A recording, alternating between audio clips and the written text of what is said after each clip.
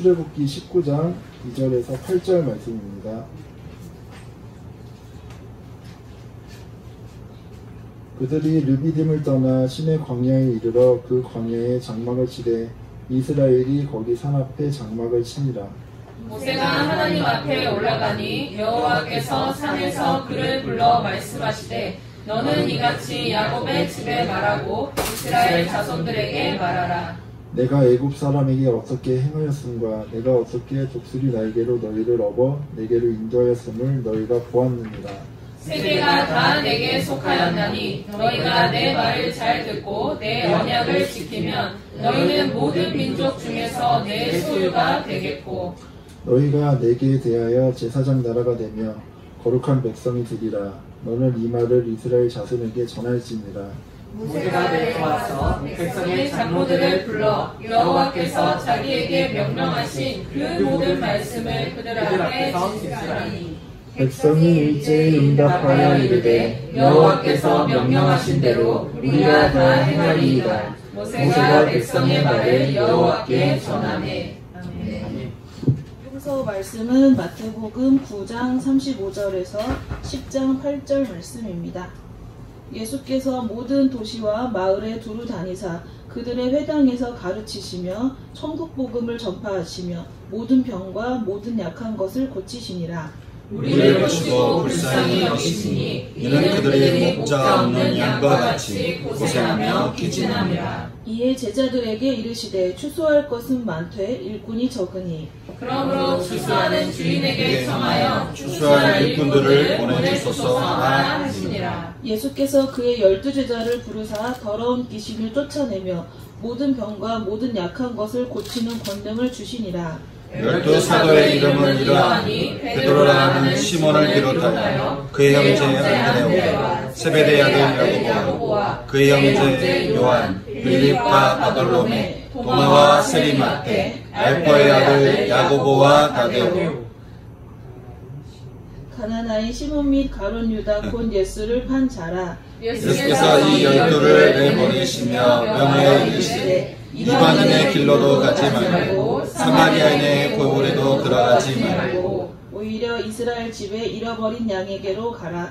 하면서 전파하여 말하되 천국이 가까이 왔다 하고 병든 자를 고치며 죽은 자를 살리며 나병한 자를 깨끗하게 하며 귀신을 쫓아내되 너희가 거저받았으니 거저서라.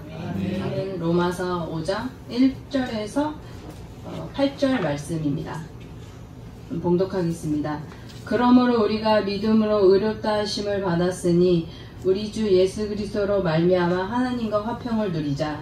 또한 그로 말미암아 우리가 믿음으로 서 있는 이 은혜에 들어감을 얻었으며 하나님의 영광을 바라고 즐거워하느니라. 다만 이뿐 아니라 우리가 환난 중에도 즐거워하나니 이는 환난은 인내를, 인내는 연단을, 연단은 소망을 이루는 줄 알미로다. 소망이 우리를 부끄럽게 하지 아니함은 우리에게 주신 성령으로 말미암아 하나님의 사랑이 우리 마음에 부은 바 됨이니. 우리가 아직 연약할 때에 기약대로 그리스도께서 경건하지 않은 자를 위하여 죽으셨도다. 의인을 위하여 죽는 자는 쉽지 않고 선인을 위하여 용감히 죽는 자는 혹 있거니와 우리가 아직 재현되었을 때 그리스도께서 우리를 위하여 죽으심으로 하나님께서 우리에 대한 자기의 사랑을 확증하셨느니라. 아멘. 오늘 말씀은 성령으로 택함 받은 그대에게라는 주제로 함께 말씀 나누겠습니다. 아주 오랫동안 가요계에서 활동했던 가수 엄정화라는 분이 있습니다. 아시죠? 네. 그 엄정화라는 그 가수분이 언젠가 성경을 읽는데 크게 감동이 오더래요. 감동이 오는데 너는 두려워하지 말라. 내가 너를 구속하였고 내가 너를 지명하여 불렀나니 너는 내 것이라. 이 말씀을 이렇게 읽는데 성령께서 이 말씀을 읽는 동안에 이 자매님에게 깊이 감동함을 주셨는지 그렇게 눈물이 나오더래요. 저는 여러분도 말씀 앞에 이렇게 눈물을 흘릴 수 있기를 소망합니다.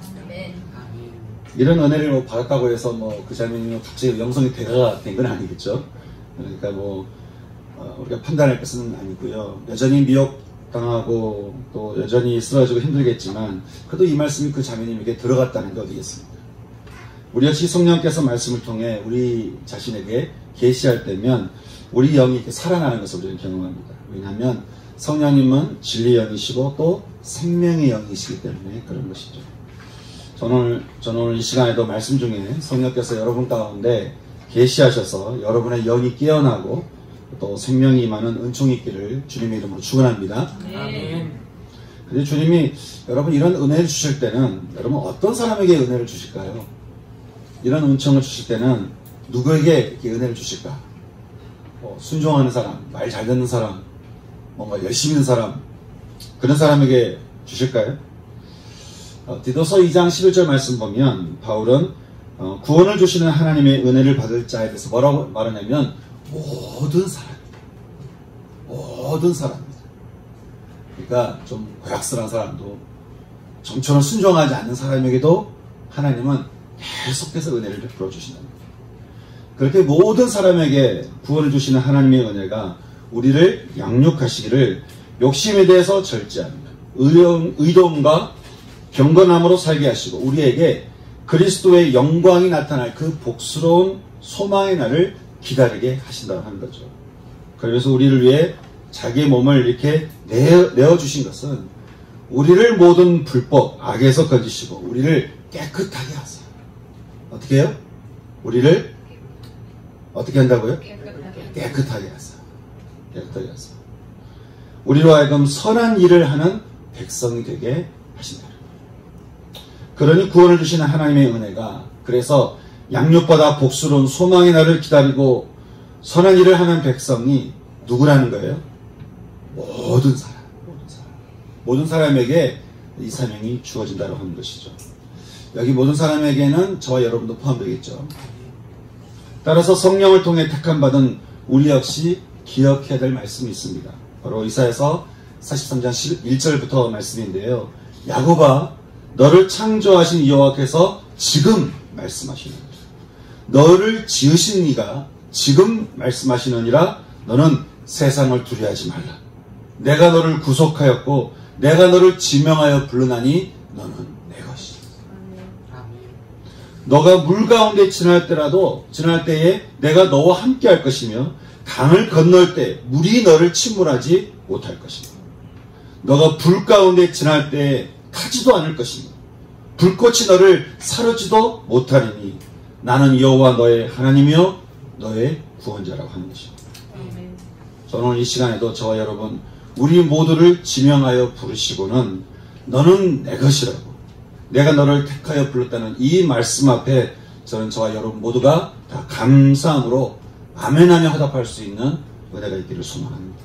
아멘. 이렇게 우리를 택하시고 부르신 주님은 이제 디도서 말씀대로 우리를 선한 일을 하는 백성이 되게 하셨다고 하는데 여러분 주님이 우리에게 선한 일을 하게 하셨다. 여러분 이 선한 일이 뭘까요? 오늘 우리가 이건 출애굽기 말씀에서 그 선한 일이 무엇인가에 대해서 말씀해주고 있는데 말씀 보면 이렇습니다. 여러분 이집트에서 이제 막 벗어났던 이스라엘 백성들이 르비딤을 지나 시내 광야에 도착했을 때 하나님께서 이렇게 말씀하셨죠. 내가 이집트 사람에게 어떻게 행하였는지 너희가 다 보았는데 그렇죠? 다 보았죠? 누구도 꺼낼 수 없었던 그 종된 삶에서 내가 어떻게 독수리 날개로 너희를 업어서 인도했는지 너희가 다 보았다는 거예요. 여러분 우리의 본도 그러지 않겠습니까?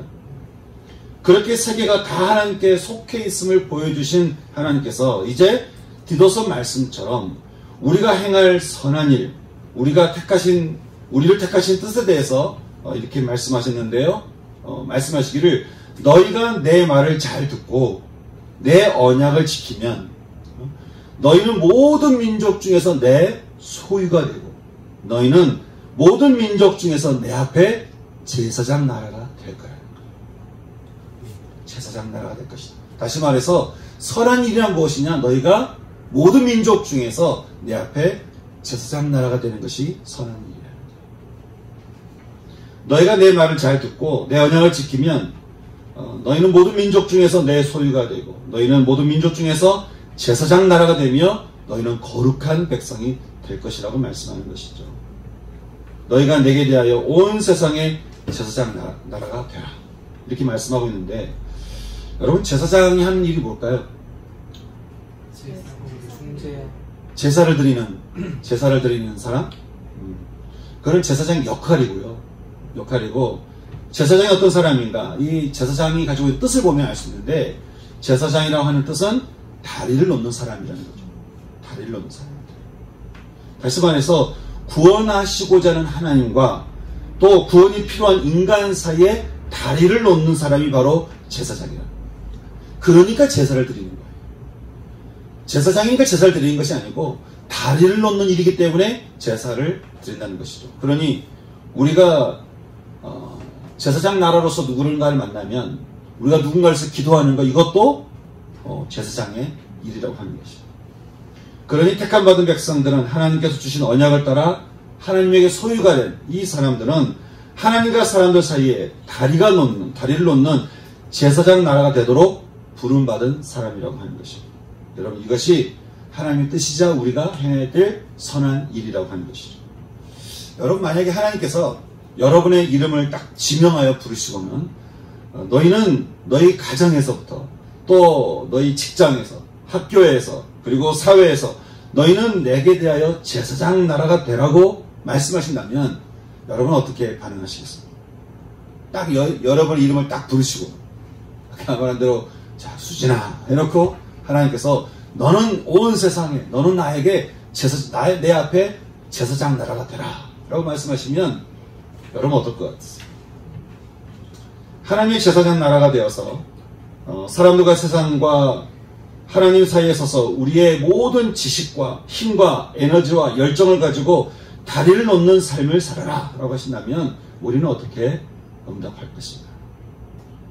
언젠가 한 형제가요, 우리 교회를 올까 말까 고민하다가 저한테 그러는 거죠. 여기 오면 제대로 신앙생활을 할 것 같아서 못 오겠다는 거예요. 근데 제가 그 얘기를 들으면서 그 생각을 했어요. 사람들이 예수 믿는 것을 주저하는 것도 비슷합니다. 자기가 뭔가 손해볼 것 같거든요. 예수를 딱 믿으면, 예수 믿는 삶을 살면 뭐 구원도 좋고 십자가도 좋고 영생도 좋은데, 정작 하나님이 부르신 이 믿음 가운데 내가 가면 뭔가 나를 잃어버릴 것 같고 손해볼 것 같거든요. 아마 그래서 주님이 그렇게 말씀하신 것 같아요. 청함을 받은 자는 많은데 택함을 받은 자는 적으니. 부른 자들은 다 부르고 계시는데 정작 믿음으로 택함 받은 자가 적다는 거예요. 여러분, 우리를 사랑하셔서 당신의 목숨을 내놓고 구원하신 분이 우리에게 사명을 주시면서 우리로 하여금 1류 인생, 3류 인생을 살게 하시겠습니까? 자기 목숨을 내놓고 우리에게 구원 주신 하나님이 우리에게 주신 사명이 그렇게 가치 없는 것이겠습니까? 우리로 하여금 하나님과 세상 사이에 다리를 놓는 사람이 되게 하신 게 여러분 얼마나 가치 있는 부르심이겠습니까? 저는 성령을 택함 받은 여러분 모두는 하나님 나라의 가치 있는 자로 이미 부름받은 인생인 줄 저는 믿습니다. 아멘. 그렇게 가치 있는 인생 가운데로 부르신 하나님께서 오늘 말씀에서 그 삶을 살기 전에 먼저 해야 될 일이 있다라고 말씀하시는 거예요. 어떤 일일까? 그것은 먼저는 너희가 내 말을 듣고 내 언약을 지키라는 거예요. 다시 말해서 우리를 향한 하나님의 언약을 내 삶의 방향으로 맞추라는 거예요. 왜냐하면 말씀은 우리의 앞길을 밝히는 등불이요, 또 말씀은 우리가 가야 할 그 인생길을 알려주는 빛이기 때문에 그렇다는 것이죠. 세상의 풀은 마르고 꽃은 시드나 영원히 변하지 않는 것이 이 절대성령 말씀이라고 합니다. 여러분, 주님도 말씀에 순종하심으로 우리에게 찾아오셨고요, 말씀을 따라 죽으셨고 또 말씀대로 주님은 부활하셨어요. 주님도 따라 하신 게 아니에요. 말씀대로 하신 거예요. 그리고 말씀을 따라 우리에게 성령을 보내주셨어요. 그러니 여러분, 우리 역시, 택함받은 우리 역시 어떤 삶을 살아야 되겠습니까? 말씀을 따라 살아가는 것이 중요한 것이죠. 그러려면 말씀을 듣는 것이 참 중요합니다. 바울은 디모데후서 3장 15절에서 말하기를 성경은 능히 너로 하여금 그리스도 예수 안에 있는 믿음으로 인해서 구원에 이르게 하는 지혜가 있다라고 우리에게 말씀해주고 있습니다. 그 말은 말씀을 듣는 삶이 우리로 하여금 구원에 이르게 하는 그 지혜가 있게 해서 우리로 하여금 이 세상에 제사장 나라로 삶을 살게 하는, 그렇게 선한 일을 하게 하는 하나님의 백성이 되게 한다고 하는 거예요. 그러니 여러분, 우리가 매일 아침 말씀을 앞에 두고 묵상하는 그 삶이 여러분 얼마나 중요한 삶이겠습니까? 저는 저와 여러분의 삶이 언제나 우선적으로 말씀 앞에 머리 숙여 경배하며 묵상함으로써 하나님이 주시는 생명과 구원의 지혜를 따라서 살아갈 수 있는 전 저와 여러분 되기를 소망합니다. 이렇게 선한 일을 하는 하나님의 백성, 열방의 제사장 나라로 부름받은 이스라엘은 하나님께 받은 이 사명을 어떻게 했을까요? 처음에 하나님께 이 사명을 딱 받았을 때 이스라엘 백성들은 어떻게 반응했을까요? 오늘 말씀 보니까 처음에는 백성들이 일제히 응답하게 돼요. 여호와께서 명령하신 대로 우리가 다 행하리이다, 이렇게 대답한 거예요. 말씀하신 대로 우리가 다 행하리이다. 근데 제가 성경을 보니까요, 이스라엘 백성들이 이렇게 이 사명대로 그렇게 살지는 않았던 것 같아요. 보니까 다윗이나 솔로몬 정도, 그리고 포로로 끌려갔던 다니엘과 세 친구, 그리고 에스라와 느헤미야, 에스더 정도가 세상 앞에서 제사장 나라의 삶을 산 것 같은 것이죠. 나머지는 보니까 다 자기 소견에 오른 대로 산 거예요. 다 자기 소견에 오른 대로, 자기 느낌대로, 자기 생각대로, 자기가 옳다고 하는 대로 산 거예요. 하나님이 말씀하시고 택하시고 인도하시는 그 삶이 아니라 다 내가 옳은 대로 살았다는 것이죠. 제사장 나라의 이 부르심에 이스라엘은 지금까지도 순종하지 않고 있습니다. 여러분, 이것을 지켜보시던 하나님 마음이 어떠셨을까요? 안타까우셨겠죠. 그래서 주님이 역사에 아주 중요한 선택을 하시게 되는데, 그 그것은 바로 본인이 직접 제사장 나라가 되기로 결심하신 거예요. 그렇게 선지자요 왕이시며 대제사장이신 메시아 주님은 이 땅에 오셔서 선한 일을 행하시기 시작하는데, 여러분, 주님이 이 땅에 오셔서 행하셨던 선한 일은 어떤 것이었을까요? 우리는 마태복음에서 메시아 하나님, 메시아 예수님이 이 땅에 오셔서 우리에게 행하신 선한 일들을 우리가 보게 되는데, 이스라엘 백성들이 했어야만 했다. 그리고 우리 역시 해야 하는 제사장 나라가 되어서 이 땅 가운데 오신 주님이 하신 일은 어떤 일이었을까? 우리 마태복음 9장 36절, 35절과 36절 말씀을 한번 다시 보겠는데요. 마태복음 9장 35절과 36절 말씀. 자, 같이 한번 읽어볼까요? 자, 시작. 예수께서 모든 도시와 마을에 두루 다니사 그들의 회상에서 가르치시며 천국 복음을 전파하시며 모든 병과 모든 약한 것을 고치시니라. 무리를 보시고 불쌍히 여기시니 이는 그들이 목자 없는 양과 같이 고생하며 기진함이라. 제사장 나라가 되어 이 땅 가운데 오신 주님은 모든 도시와 모든 마을을 두루 다니셨다. 그렇게 말씀하고 있습니다. 주님이 이렇게 하신 이유에 대해서 문법적으로 세 가지 이렇게 분사를 들어서 이야기를 해주고 있는데, 먼저는 그 이유가 가르치시기 위해서였다. 여기 가르치셨다라고 하는 것은 뭐 학교에서 뭔가 이렇게 가르쳤다라고 하는 것을 말하는 게 아닙니다.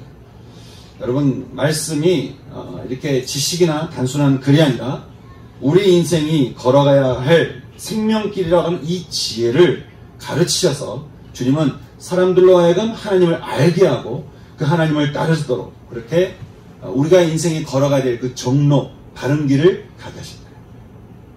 이것이 예수님께서 제사장 나라가 되셔서 하셨던 첫 번째 일이었습니다. 바른 길을 가면 또 사람들이 가야 할 생명의 길로 인도하는 것입니다. 두 번째로 주님은 전파하시기 위해서 모든 도시와 모든 마을을 두루 다니셨다라고 말씀하고 있는데, 여러분, 주님은 모든 도시와 모든 마을을 다니시면서 뭘 전파하셨을까요? 오늘 말씀 보니까 천국을 전파하셨다. 그렇게 말씀하고 있죠. 주님은요, 언제나 전파하신 주제는 한 가지였습니다. 바로 하나님의 나라였습니다. 하나님의 나라. 여러분, 이 탐욕과 교만과 무질서 가운데 살아가는 우리 자신은 물론이거니와 우리 가정과 사회와 열방 가운데 하나님의 나라가 임하시오. 뜻이 하늘에서 이루어진 것 같이 우리 자신과 우리 가정과 이 사회 가운데 이루어지도록 하는 것이 이것이 주님의 뜻이었다고 하는 것이죠. 그러니까 늘 주님은 그런 고민하시는 거예요. 어떻게 하면 우리 가운데 하나님 나라가 임할 것인가? 어떻게 하면 탐욕과 욕심과 교만 가운데 있는 내 자신 가운데 내 삶 가운데 하나님의 나라가 임하게 할 것인가? 어떻게 하면 이 온 세상 가운데 하나님의 나라가 임하게 할 것인가? 이것이 주님의 고민이었고 주님의 뜻이었던 겁니다. 저는 우리가 죄된 세상에서 살아가고 있지만 우리의 마음과 영혼은, 우리의 가족과 이 나라에는 하나님의 나라가 임하도록 우리에게 주어진 모든 은사와 재능을 마음껏 활용할 수 있는 저와 여러분 되었으면 좋겠습니다. 세 번째로 주님이 모든 도시와 마을을 두루 다니신 이유는 모든 병과 모든 약한 것을 고치시기 위해서였습니다. 여러분, 주님이 말씀하시고 이 전파된 곳에는 반드시 치유의 역사가 일어났습니다. 주님이 세례 요한의 제자들에게 말씀 현장에서 일어난 일들에 대해서 이렇게 말씀하셨죠. 맹인이 보며, 못 걷는 사람이 걸으며, 나병 환자가 깨끗함을 입으며 받으며, 귀먹은 사람이 들으며, 죽은 자가 살아나며, 가난한 사람들에게 기쁜 소식이 들어갔다라고 그렇게 말씀해 주고 있습니다. 여러분, 이것이 말씀이라는 현장이라고 하는 것입니다. 저는 늘 말씀 가운데, 묵상 가운데 있든 아니면 지금 이 순간 말씀을 듣는 이 순간이든 늘 말씀 가운데 여러분이 마음을 열어놓고 있을 때 성령께서 여러분의 영혼을, 여러분의 마음을, 여러분 육체도 성령께서 치유해 주시기를 주님의 이름으로 축원합니다. 그런 일들이 주님께서 말씀하신 그 현장 가운데 일어났다는 거예요. 이렇게 주님이 직접 제사장 나라가 되셔서 모든 도시, 모든 마을을 두루다니며 백성들을 가르치고 전파하며 병든 자들을 고치시며 선한 일을 하셨는데, 여러분, 마태복음 9장 36절 보니까 그렇게 하셨던 그 주님의 마음을 이렇게 기록을 하고 있는 것을 보게 됩니다. 우리 다시 한번 9장 36절 말씀을 한번 같이 읽어보겠는데요. 우리 역시 품어야 될 마음인데 한번 같이 읽겠습니다. 자, 시작. 불쌍히 여기시니 이는 그들이 목자 없는 양과 같이 고생하며 기진함이라. 주님이 이 땅의 사람들을 보실 때 그 인생을 불쌍히 여기셨는데 이는 그들이 목자 없는 양 같으므로 그들의 인생이 고생하며 기진하고 있다. 여러분, 이것은 어떤 말이냐면 마치 이렇게 다른 동네, 다른 나라에 갔을 때 길을 잃어버렸던 아이가 떠돌면서 그렇게 고생하며 모든 힘이 다 빠지고 지쳐있는 것 같이 하나님을 잃어버린 사람들의 삶이 그렇다는 거예요. 여러분, 우리가 보기엔 어떤 사람이 되게 성공한 듯 보이고 잘나간 듯 보여도요, 여러분, 하나님께서 보시기에는 죄를 품고 세상을 살아가는 이 목자 없는 양같이 인생은 참 고생하며 기진하며 살아가고 있다고 하는 것이죠. 여러분, 우리가요, 우리를 향한 그 하나님의 그 마음을 우리가 제대로 알잖아요. 우리를 바라보시는, 세상을 바라보시는, 사람들을 바라보시는 그 주의 마음을 품잖아요. 그러면 제가 보니까 눈물이 안 날 수가 없어요. 말씀을 볼 때 내 자신을 보면서도 나를 주님이 그렇게 바라보고 계시는구나. 그 엄정한 자매님처럼 우리도 눈물을 흘릴 수밖에 없는 것이죠. 여러분 생각에는 정말 이 땅에 살아가는 사람들의 인생이 목자 없는 양같이 고생하며 기진하며 지쳐있는 삶을 살아가는 것 같습니까? 여러분, 그런 것 같아요? 예진이는 어떤 것 같아? 예진이나 수진이 생각에는 사람들의 인생이 예진이나 수진이도 그렇고 주변의 친구들도 그렇고 그렇게 예수님이 보시는 대로 고생하며 지치고 힘든 인생을 살아가는 것 같아요. 아마 여러분도 10대 때는 슬프고 힘든 게 인생이라고 하면 아직 우린 젊으니까 그게 공감이 안 된다고 말할지 모르겠어요. 아직 인생을 보는 눈이 좁기 때문에 그런 건데요. 여러분, 근데 우리가 살아가는 현실을 막상 보면은 굉장히 다르다는 것을 알게 됩니다. 여러분, 우리나라가 매일 자살하는 사람이 몇 명일까요? 36명이 됩니다. 매일. 그렇다면 2시간마다 3명씩 죽는 거거든요. 오늘 아침에도 벌써 5명이 어디선가 자살했을 거예요.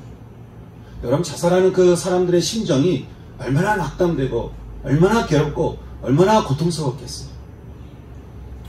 그 중에 10대는 어떻게 될까요? 10대는 매일 1명씩 자살해요. 이게 잘 감이 안 올 수도 있는데, 여러분, 뉴스에서 매일 죽어가는 어떤 한 청소년에 대해서 방송에서 계속 방영이 된다는 거예요. 그거를 하루 이틀 정도 넘어가면 그럴 수 있겠지 잘 모르겠지만 매일 누군가가 어디선가 어디에서 서울이든 충청도든 제주도든 매일 어디서 한 명씩 그렇게 죽어갔다는 이야기를 우리가 매일 접한다면 여러분 마음 어떨 것 같아요? 그게 여러분 친구일 수도 있고 가까운 사람일 수도 있잖아요. 여러분, 그런 소식을 들은다면 수진이 마음 어떨 것 같아요? 별로 나랑 상관이 없을까? 40대는 매일 6.9명이 죽고요. 50대는 매일 7명이 넘게 자살합니다. 남자가 여자보다 2.2배가 많대요. 이런 충격이 매일 36명. 여러분, 이게 말이 36명이지만 36가정이 이걸 경험하는 거예요. 매일 36가정이 이걸 경험해요. 이게 지금 우리가 살아가고 있는 현실이라고 하는 거죠. 재밌는 게요, OECD 국가에서 우리나라 사망률이 최하위래요. 너무 의료 기술이 좋아가지고. 너무 의료 기술이 좋아서 사망률은 최하위래요. 그런데 자살률은 1위예요. 다시 말해서 과학과 기술이, 이성이 우리로 하여금 행복하게 해주는 것이 아니라는 것을 말해주는 증거인 것이죠. 얼마 전 죽으려고 한강에 뛰어들었던 한 청소년이 부표를 붙들고 떠내려가다가 누군가에서 구출됐는데 그 청소년을 구해줬던 분이 그러시더라는 거예요. 그 부표를 붙들고 있는 그 아이를 보니까 너무 눈물 나도록 불쌍하더라고요. 제가 어쩌다가 저랬을까? 무슨 심정을 뛰어들었을까? 그래도 살아보려고 부표를 붙들고 있는 그 아이의 인생이 너무 눈물이 나게 불쌍하다는 것이죠. 여러분, 그러니 이 땅을 창조하시고 사람을 지으시고 타락한 세상을 위해서 목숨을 내놓으셨던 주님의 마음은 어떻겠어요? 여러분, 우리나라가 참 한이 많은 나라였어요. 그렇죠?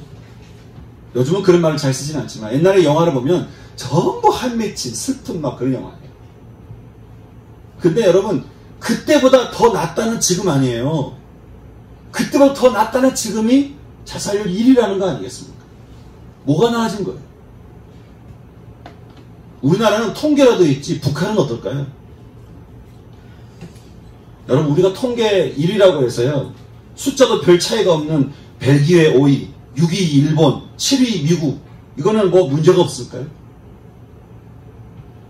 이게 OECD 국가만 봐서 그런데요, 전 세계 통계를 보니까 인구가 300만 명밖에 되지 않는, 그러니까 이게 300만 명이면 굉장히 작은 숫자잖아요. 300만 명밖에 되지 않는 몽골이 자살이 전 세계 3위래요. 아프리카 국가를 보니까 이거는 더 비참해요. 이건 너무 참혹해. 여러분, 이게 지금 우리가 살고 있는 현실이에요. 자살률만 본 건데 타살률까지 합치면 여러분, 우리가 인정하든 인정하지 않든 우리가 사는 이 세상은 온통 목자 없는 양 같음으로 인해서 고생하며 기진하며 살아가고 있는 세상이라는 거예요. 저는 성령으로 인해 먼저 택함받은 자들에게 하나님께서 이렇게 물으시는 것 같습니다. 너희 형제가 어디 있느냐? 너희 형제가 지금 어디 있느냐? 그러면 어떤 사람은 그렇게 대답할지 모르겠어요. 내가 내 형제를 지키는 자니까. 내가 내 형제를 지키는 사람입니까? 가인이 그랬죠. 여러분, 주님은 목자 없는 양과 같이 고생하며 기진한 인생들 향해서 모든 도시와 마을을 두루다니면서 생명의 복음을 전파하시고 하나님의 나라를 선포하셨으며 모든 병든 사람과 약한 자들을 주님은 고쳐주셨어요. 주님이 가진 모든 재능과 주님이 가진 모든 은사와 주님이 가진 모든 것을 가지고 그것을 위해 사셨다는 거예요. 여러분, 주님이 무엇을 먹을까? 무엇을 마실까? 무엇을 입을까? 어떻게 즐겁게 살까? 이걸 고민하면서 사셨을 것 같습니까? 그렇지 않잖아요. 그러면 그 예수를 믿는 우리도 역시 그래야 되지 않겠냐고 하는 거예요. 택하신 족속이요, 왕같은 제사장이요, 거룩한 나라요, 그의 소유가 된 백성이니 우리를 어두운 데서 불러내어 빛 가운데로 들어가게 하신 이에 빛 가운데 들어가게 하신 하나님의 아름다운 덕을 선포하도록 부름받은 우리들은 그럼 어떻게 살아야 되겠냐고 하는 거예요. 우리 역시 주님 따라 하나님께서 우리에게 주신 재능과 은사를 가지고, 여러분, 재능과 은사를 가지고 먹고 살려고 세상에 나가는 게 아니고요, 하나님께 주신 재능과 은사를 가지고 뭔가 성공하고 사람들에게 인정받고 내가 많이 벌었어, 뭔가 사람들 앞에 내가 이렇게 으쓱대고 싶어하는 그것 때문에 세상 나가는 것이 아니고요, 고생하며 기진에 있는 사람을 향해서 하나님의 마음을 직접적이든 간접적이든 전하기 위해서 우리가 세상에 나가야 되지 않겠냐라고 하는 거예요. 우리가 공부를 하는 것도 그렇게, 이것을 위해서 일을 하는 것도 그래야 되지 않겠냐고 하는 것이죠. 우리에게 주신 은사가 어떤 기술이든 능력이든 재능이든 학식이든 무엇이든 간에 우리에게 주어진 것을 가지고 세상에 나가 제사장 나라가 되는 삶을 살아가는 것, 여러분, 이것이 우리가 살아야 되는 삶이 되지 않겠냐고 하는 거예요. 이것을 위해서 살면서요, 돈 좀 못 벌면 좀 어때요? 이것을 위해서 살면서 사람들에게 인정 못 받으면 좀 어떻습니까? 우리가 좀 손해를 받으면 좀 어때요? 이 땅에 고생하며 기진한 그런 삶과 이 세상을 위해서 우리가 살아갈 수 있다 한다면 여러분, 그것처럼 가치 있는 인생이 어디겠습니까? 저는 여러분에게 담임 목사로서 제사장 나라에 이렇게 역할을 하지만 다른 분들은 저를 그렇게 안 보잖아요. 그럼 저는 건물에 있는 여기는 분들에게 저는 어떻게 제사장 나라의 삶을 살까요? 아침이 되면 아침에 이렇게 교회로 오면 사람들이 다 인사합니다. 웃으면서 인사하고 오늘 굉장히 좋은 하루 될 겁니다. 오늘 아주 기분 좋은 하루 될 겁니다. 그렇게 인사도 하기도 하고 갈등이 생기면 기도하고 중보하고 조심스럽게 용서기로 인도하기도 하고 그러는 게 저로서는 또 제사장 나라의 삶이 아니겠습니까? 물론 복음을 전하는 것도 제사장 나라의 삶입니다. 하지만 여러분 복음이라는 게 우리가 무슨 판매해야 할 물건이 아니잖아요. 복음은 우리의 삶이지 않습니까? 하나님이 나를 살리셨기 때문에 내가 내 마음에 그게 복음이 있잖아요. 기쁨이 있잖아요. 생명이 있잖아요. 생기가 있잖아요. 이 생기를 직접적이든 간접적이든 전하는 삶이 제사장 나라의 삶이 아니겠느냐. 여러분 지금 이 세상에는요. 제사장 나라의 삶을 가진 사람들이 얼마나 많이 필요한지 모릅니다. 그래서 직접 제사장 나라가 되어서 오신 주님이 그렇게 말씀하셨죠. 추수할 것은 많은데 일꾼이 적다. 추수할 것은 많은데 일꾼이 적다. 그렇지면서 너희는 추수하는 주인에게 추수할 일꾼을 보내어달라고 기도하라는 거예요. 그 말은 먼저 너희가 추수할 일꾼이 되어서 일하면서 동시에 추수할 일꾼들이 계속 일어나도록 기도하라는 거예요. 많은 사람들이 참 교회를 다니고 지금 이 순간에도 수백만 명의 사람들이 이 시간 교회에 가서 예배를 드리고 있을 겁니다. 그들이 다 추수한 이 세상을 향해서 추수할 일꾼들일까요? 아니면 그냥 자기 자신을 위해서 앉아있는 사람들일까요? 여러분은 또 어떠십니까? 여러분 이 땅에서 제사장 나라가 되어 살아가는 사람들이 늘어나면 늘어날수록 이 세상은 어떻게 될 것 같습니까? 어떤 사람은 저는 제사장 나라가 되는 것까지는 저는 자격이 없습니다. 그렇게 말하는 사람이 있을지 모르겠어요. 여러분 주님이 이 추수할 일꾼으로 부르신 사람들 명단을 혹시 아십니까? 성경에 나오죠. 베드로라는 시몬, 그 형제 안드레와 세베대 아들 야고보와 형제 요한, 빌립, 바돌로메, 도마, 세리마테, 야고보, 다데오, 가나나인 시몬, 열심당원 시몬, 그리고 예수를 팔아넘긴 유다까지. 어떻게 가룟 유다가 여기 있을까 싶지만 사실 유다든 베드로든 어느 누구도 사실은 자격을 가진 사람은 아무도 없었습니다. 로마서에서 바울은 말하기를 우리가 믿음으로 의롭다 하심을 받았으며 우리가 아직 연약할 때에 그리스도께서 경건하지 않는 우리를 위해 죽으셨고 우리가 아직 죄인 되었을 때에 우리를 위해 죽으심으로 우리에 대한 당신의 사랑을 확증하셨다는 거 아니에요. 이사야서 65장과 로마서 10장 20절에서 하나님이 말씀하셨습니다. 나는 나를 구하지 아니하는 자에게 찾아냄이 되었습니다. 즉 나를 이렇게 발견되겠다는 거예요. 나를 찾지 않는 이 세상 사람들에게 하나님이 자꾸 자기 자신을 발견되겠다는 거예요. 또 내 이름을 부르지 아니하는 나라에 내가 여기 있노라 라고 하나님께서 손을 펼쳐서 불렀다는 겁니다. 하나님의 이름을 찾지 않고 부르지 않고 인정하지 않는 사람이라 할지라도 하나님이 손을 내밀어서 그렇게 벌리면서 여기 오라. 내가 여기 있다라고. 너가 살 길이 있다라고 말씀하셨다는 거예요. 주님이 왜 그렇게 하신 거죠? 목자 없는 이 땅의 인생들이 고생하며 기전한 삶을 살다가 그렇게 죽는 것이 아니고 누구든지 주의 이름을 부른 자는 구원을 받으며 영생을 가지고 이제는 제사장 나라가 되어서 다른 이들도 이 삶으로 인도하는 삶이 되도록 그렇게 하셨다고 합니다. 그렇게 주님은 제자들을 세상에 내보내시면서 먼저는 이스라엘이 잃어버린 양에게로 가게 하시고요. 나중에는 성령을 보내셔서 사마리아와 땅 끝까지 이르러 모든 이방인들에게 가게 하셨습니다. 이것을 위해서 모두에게 권능을 주시고는요. 세상의 더러운 귀신들을 쫓아내며 지금 택함받은 자들이 제사장 나라가 되기로 결정했을 때, 그렇게 또 하나님께 은사를 구하고 하나님께 은혜를 구할 때 하나님께서 어떤 권능을 주십니까? 그들에게 말하기를 세상의 더러운 귀신들을 쫓아내는 권능을 주셨다는 거예요. 실제로 여러분, 내 안에 제사장 나라의 그 사명이 있는 사람들이 지나가잖아요. 그러면 제가 늘 경험하는 것은 이렇게 용하다고 하는 무당들이 제일 싫어합니다. 그렇게 싫어해요. 그분들이 말하기를 하나님이 제일 센 신이래요. 자기들 믿는 신도 신도 아닌데 그들이 얘기하는 것이죠. 더러운 귀신들을 쫓아내는 권능을 주고요. 귀신이 대놓고 하는 것이 무당이고요. 돌려서 하는 것이 이 세상에 우리의 많은 미혹들 아니겠어요? 귀신들을 쫓아내면 모든 병과 모든 약한 것을 고치는 일을 하게 하시면서 하나님의 나라가 가까이 있음을 선포하게 하십니다.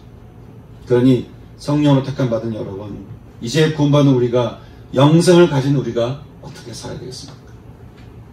거의 모든 이스라엘 백성들이 놓쳐버린, 그러나 다윗과 다니엘과 에스더는 붙들었던 이 사명. 우리는 가깝게는 예루살렘과 또 조금 떨어진 온 유대와 그리고 다가가기 힘든 사마리아와 땅끝에 이르기까지 우리는 주님 앞에 제사장 나라가 되며 선한 일을 하는 추수할 일꾼으로 살아가는 삶. 이것이 저와 여러분이 살아가야 될 삶이 아니겠냐라고 하는 것이죠.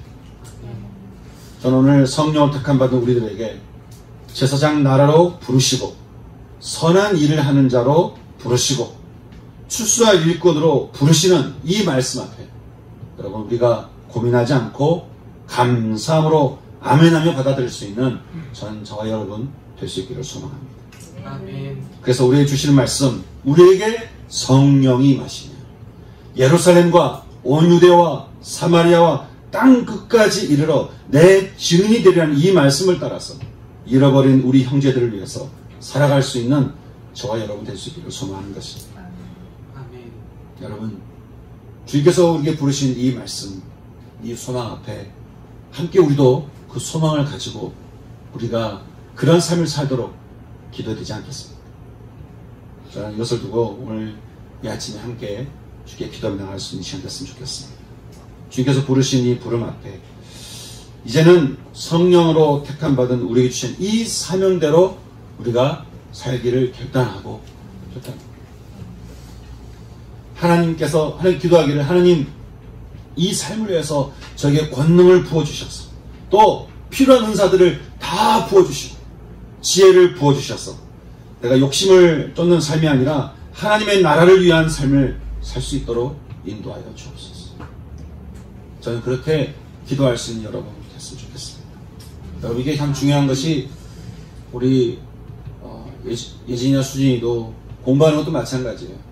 열심히 공부해야 되지만 이 사명을 가지고 기도하면 하나님께서 지혜를 갑절로 부어주세요.